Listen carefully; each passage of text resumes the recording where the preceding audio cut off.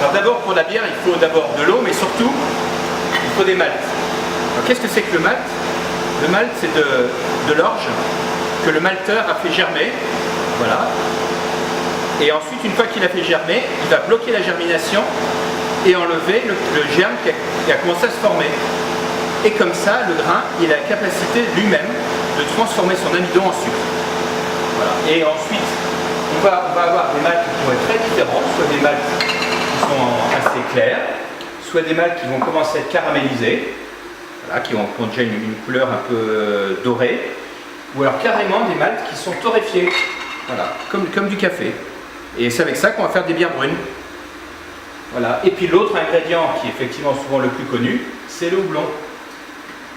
Alors le houblon, ce sont les fleurs d'une plante grimpante, voilà, qui est la plante de houblon, et une plante qui peut monter jusqu'à 10 mètres. Voilà. Et les fleurs contiennent les matières amérisantes et les matières aromatiques qui vont donner une partie de l'arôme de la bière. Voilà.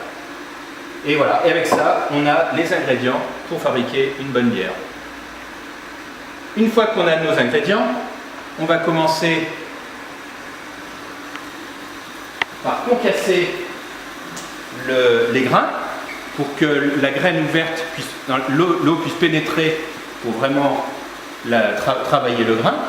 Et ensuite, dans cette cuve de brassage, on va mélanger les grains avec de l'eau, et on va respecter des paliers de température bien précis pour déterminer la bonne quantité de sucre et quel type de sucre on veut fabriquer pour la fermentation.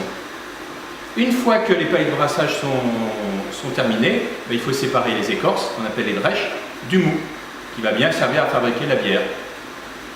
Dernière étape, on va mettre tout ça à ébullition et on va rajouter le houblon.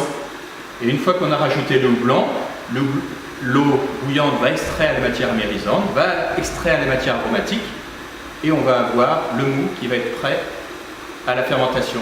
Bien sûr, il faut le refroidir avant de l'envoyer.